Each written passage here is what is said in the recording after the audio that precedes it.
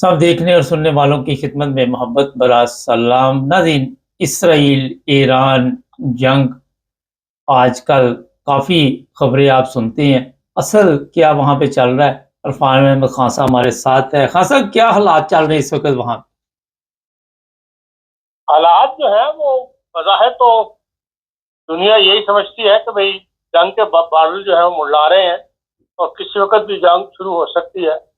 तो यूरोपीय ममालिक ने भी अपने शहरियों से कहा हुआ है कि भाई वो इसराइल को भी छोड़ दें और ईरान से भी निकल जाएं या बैरूत वगैरह से भी वहां से निकल जाएं। इसलिए कि बैरूत में बहरहाल बमबारी जारी है और उसकी पेशकदमी भी जारी है इसराइल की। जी। जो उसका टारगेट है वो जब तक वो हासिल नहीं कर लेगा, जहां वो उन इलाकों में अपनी बफर जोन बना के अपने आप को सेफ नहीं कर लेगा, उस वक्त तक उसने ये कार्रवाई जारी रहनी है। आप जितनी मर्जी करारदादे पास कर लें, जितने मर्जी आप बयान दे लें, जितनी मर्जी आप उसको मुंह जबानी जिसे कहते हैं प्रेशराइज करके देख लें, उसके इकदाम को कंडेम करके देख लें, वो अमेरिका की शय के ऊपर, बरतानिया की शय के ऊपर उसे पता है कि मेरे खिलाफ किसी ने कोई ऐसा कदम नहीं उठाना जिससे मुझे कोई ऐसा इफेक्ट पड़े। इसलिए जो उसका अपना टारगेट है वो उस तरफ बढ़ रहा है। ईरान जो है वो बेचारा इस मामले में कमजोर मुल्क है, इसलिए तो उसके अपने साथी जो है वो जिन पे वो डिपेंड कर सकता है वो भी उसका साथ देने के लिए उस तरह तैयार नहीं है, खुलकर तैयार नहीं है। आप देख लें हसन नसरुल्लाह का वाकया कि कितने मुसलमान मुल्कों ने उस वाक़े को कंडेम किया है। पाकिस्तान ने भी बयानबाजी की है थोड़ी बहुत। बाद अरब मुल्क ऐसे हैं कि उन्होंने कंडेम भी नहीं किया इस वाक़े को। तो इन हालात के अंदर ईरान, मैं नहीं समझता कि कोई किसी किस्म की जो है वो इकदाम उठा सकता है जो खुद वो उस जंग को शुरू करे। मैं इसकी पॉसिबिलिटी नहीं देखता। बाकी जो दुनिया कह रही है, दुनिया भी देखे बटी हुई है। एक पार्ट वो है जो सियासत करता है, सियासी नुक्ता नजर से सामने रख के बात करता है।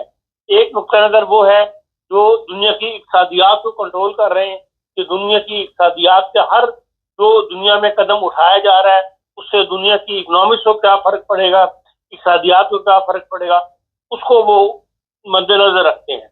इस लिहाज से जो फाइनेंशियल टाइम लंदन के अंदर एक मजमून छाया हुआ है, एक डिस्कशन छाया हुई है बात तजिया निगारों की, वो और ब्लूमबर्ग टीवी जो है जो दुनिया में इक्तिसादियात और इकोनॉमिक्स को कंट्रोल करते हैं, वहां भी एक डिस्कशन जो है वो हुई है बात माहिरीन की।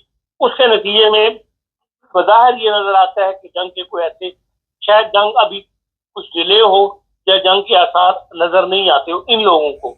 इसलिए वो ये कहते हैं कि दुनिया के सारे हालात भी हैं वो मुतासर होंगे। और जो दुनिया की जो ट्रेड है इसकी ऑयल की ट्रेड जो है उसका भी 30% जो है वो वर्ल्ड ऑयल ट्रेड जो है वो पर्शियन गल्फ से गुजरता है। और लाजमिन अगर जंग छिड़ती है तो वो 30% ऑफ वर्ल्ड ऑयल ट्रेड जो है वो मुतासर होगा और जिससे पूरी दुनिया मुतासर होगी। और ये लोगों के दुनिया की ताकतों के जहन में है, सामने है। तो इस वजह से वो कहते हैं कि शायद ये नहीं चाहती दुनिया की जो बड़ी ताकतें हैं अमेरिका समेत कि भाई ये जो है वो उसको रोक वार जो है वो शुरू की जाए, या ईरान को उन्होंने इसराइल को रोका हुआ है, उसने पहल नहीं कर रही इन मामलात के अंदर। दूसरा, ईरान के अपने हालात ऐसे हैं कि वो खुद भी जंग नहीं चाहता। वहां वो कहते हैं कि हाई इन्फ्लेशन रेट है और जो राइजिंग अनएम्प्लॉयमेंट है वो मुसलसल बढ़ रही है ईरान के अंदर। उसकी करेंसी जो है वो दिन ब दिन कोलैप्स कर रही है और इकोनॉमिक सिचुएशन जिससे बहुत बुरी तरह मुतासर हो रही है। तो वो ये कहते हैं कि भाई बेशक दुनिया की जो ऑयल प्रोडक्शन है उसका वो 4% ईरान पैदा करता है, लेकिन उस पर सैंक्शन लगी हुई है। इसकी वजह से वो ईरान को अपना तेल जो है वो 20% डिस्काउंट पर बेचना पड़ रहा है अपने जिंदा रहने के लिए आम मार्केट रेट से। तो उसका सबसे बड़ा बायर जो है वो चाइना है और इंडिया है। उनसे भी वो वास्ट करेंसी की पेमेंट लेता है, वो फिर चाइनीज येन जो है उसमें पेमेंट करते हैं, डॉलर में पेमेंट नहीं होती। और या फिर वो माल के बदले माल लेते हैं तेल लेके, तो वहां से चीजें जो है वो इंपोर्ट कर रहे हैं। तब वो मुल्क जो है वो चल रहा है इस वक्त। तो करेंसी की हालत इस वक्त ये है कि वो कहते हैं कि 2015 में एक यूएस डॉलर जो था वो 32,000 रियाल का था, ईरानी रियाल का जी। आज 2023 में 5,80,000 रियाल का एक यूएस डॉलर हुआ है।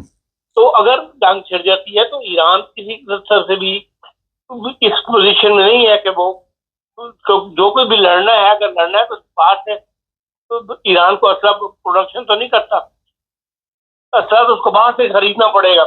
और यन की ये रियाल की जो कीमत बढ़ी हुई है उसको एक गोला कितने का पड़ेगा वहां से से।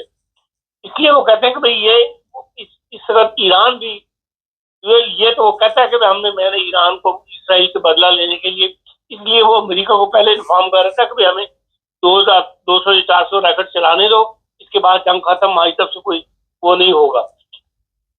फिर वो ये कहते हैं कि भाई ये ईरान की जो आबादी है वो 88 मिलियन है और उसमें इसराइल की आबादी उससे 10, ये मतलब ईरान की आबादी जो है इसराइल से 10 गुना 10 टाइम ज्यादा है। लेकिन इस वक्त ईरान का जो इकोनॉमिक रेट है वो 403 है, इकोनॉमिक आउटपुट जो है पूरे मुल्क का वो 403 बिलियन है। और जबकि इसराइल का छोटी आबादी होने के बावजूद 509 बिलियन का उसका इकोनॉमिक आउटपुट है। तो इसलिए इक़्तिसादी तौर पर भी दोनों के दरमियान कोई मुकाबला नहीं है। अगर जंग हुई तो इसराइल फिर पैर पर खड़ा रह जाएगा, ईरान की इकोनॉमिक जो है वो बिल्कुल जाकर नीचे लग जाएगी। फिर इसराइल का जो जीडीपी है पर कैपिटल वो $52 है, जबकि ईरान का इस वक्त का जो वो कहते हैं जीडीपी डॉलर है वो $4 है। ये IMF की रिपोर्ट है। तो इस लिहाज से ईरान किसी लिहाज से भी जंग की पोजीशन में नहीं, हाँ ऐलान करे या धमकाए इसराइल को तो अपने लोगों को मुतमिन करने के लिए उस लिहाज से मुमकिन है कि भाई वो ये काम जारी रखे, लेकिन जंग ईरान की तरफ से जंग का शुरू करना बज़ाहिर आलमी इदारे ही बताते हैं कि मुमकिन नहीं है। फिर वो कहते हैं कि ट्रांसपेरेंसी इंटरनेशनल बैंक रेट जो है 180 मुल्कों में जो ईरान है उसका 149 नंबर पर आता है, यानी करप्शन इस कदर ज्यादा है। वो कहता है जो इदारे हैं वो तमाम मजहबी रहनुमाओं के मतलब के अंडर कमान में है और वो लोग कोई टैक्स वगैरह अदा नहीं करते, बैलेंस शीटें जो है वो जमा नहीं कर दिलवाते। मैं तफसील आपको यहाँ नहीं देता, लेकिन उसमें फाइनेंशियल टाइम में बाकायदा डिटेल आई है किस किस इदारे ने बैलेंस शीट नहीं जमा कराई और कौन कौन सा इदारा जब वो टैक्स अदा नहीं करता, और उनके सरबराह जो है वो सारे मजहबी रहनुमा है। वो खुद से इस वजह से करप्शन के अंदर कौन उनके जगह मिले हुए हैं। ईरान जो है वो फिर पैदावार जो उसकी है 1.56 मिलियन बैरल यौमिया है और उसको बेचने के लिए उसे लाजमी मार्केट चाहिए और दुनिया से फायदा उठा रही है।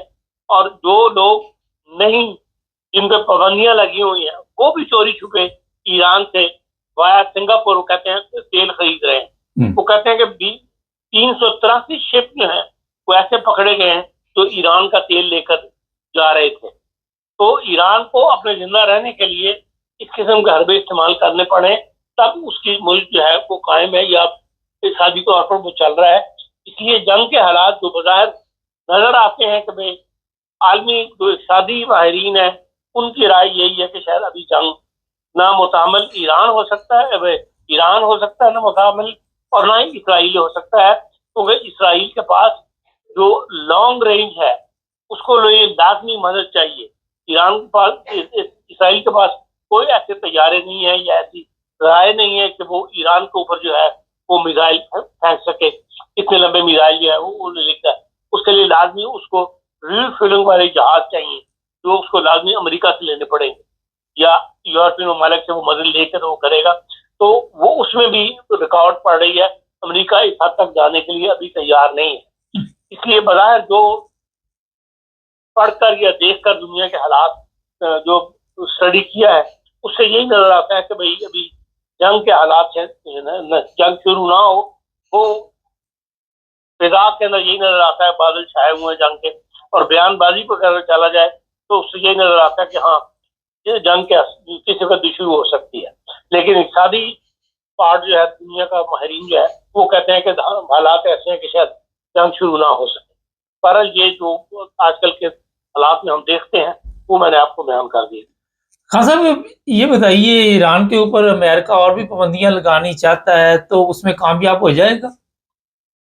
देखें, दुनिया में सबसे बड़ी पाबंदी जो होती है ना, वो करेंसी की होती है कि आप उसके रेट को बंद करने के लिए पाबंदी लगा दे कि आप बैंकों में पैसा नहीं रख सकते, या आप फलानी करेंसी के अंदर ट्रेड नहीं कर सकते। इसलिए तो वो उस पर एक लंबे अरसे से लगी हुई है।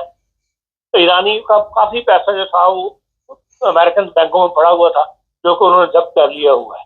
तो इससे ज्यादा और पाबंदियां वो क्या लगाई? अभी भी जो ईरान सर्वाइव कर रहा है वो चाइना और इंडिया के साथ में कर रहा है। इस मामले में इंडिया ने जो है वो दुनिया का साथ नहीं दिया पाबंदियों का, बल्कि वो चाइना के साथ ट्रेड कर रहा है, तेल लेता है, उसी जगह पे वो अजनास जो है वो ईरान को सप्लाई करता है। हाँ साहब, ईरान के ऊपर हमले की इतला है कि किसी वक्त भी उसके जो प्रोजेक्ट है ये तेल के, उनके ऊपर इसराइल जो है वो हमला करेगा, और ईरान भी धमकियां दे रहा है। आने वाले दिनों में इसराइल ने अपना बदला लेने का भी ऐलान किया हो कि किसी वक्त भी वो हमला करेगा। आप देखते हैं कि वो इसमें कामयाब होगा? देखें, माहिरीन ये कहते हैं दुनिया के कि भाई ईरान को जो न्यूक्लियर पावर है, जो उसके न्यूक्लियर स्टेशन हैं या जहाँ न्यूक्लियर पावर बनाने की कोशिश कर रहा है, उनके ऊपर जो ईरान है, अमेरिका जो है वो हमला नहीं करना चाहता। वो ईरान को इक़्तिसादी तौर पर खत्म करना चाहता है, क्योंकि उन न्यूक्लियर को खत्म करने से दुनिया के अंदर एक जंग शुरू होने का अंदेशा है, या उनके पड़ने से जो है बहुत बहुत सारी दुनिया जो है वो मुतासर होगी। वो उससे बचने के लिए वो ईरान को इक़्तिसादी तौर पर खत्म करना चाहते हैं, कि उस स्टेज पर ले आए कि भाई ईरान जो है वो हाथ खड़ा कर दे और ये बआसानी न्यूक्लियर स्टेशनों पर कब्जा कर लें।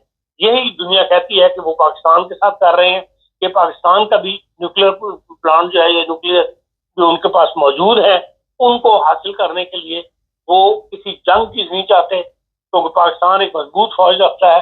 हाँ, अलबत्ता वो इक़्तिसादी तौर पर पाकिस्तान को इतना कमजोर करते चले जा रहे हैं मुसलसल, कि आखिर वो पाकिस्तान जो है वो उनको एक प्रायोरिटी ये हासिल है कि पाकिस्तान के अंदर वो बदसुकूनी पैदा करके, बदअमनी पैदा करके, सिक्योरिटी के मसाइल पैदा करके अंदर से मुल्क को जो है वो खत्म कर रहे हैं, और उसमें वो बाहर यही नजर आता है कामयाब है।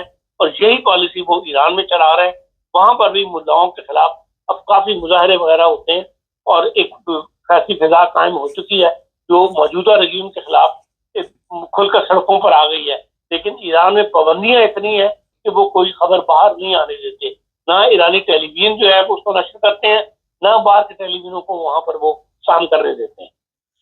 हाँ साहब, तेल के कुएं जो हैं उनके मतलब इतला मिल रही है कि इसराइल या अमेरिका उन्हें तबाह करेगा जो ईरान में है। मैं उसके मतलब पूछ रहा था। मैं सुन नहीं सका आपका सवाल। मैंने कहा जो तेल के कुएं हैं वहां पे ईरान में, उसको तबाह करने का सोच रहा है इसराइल।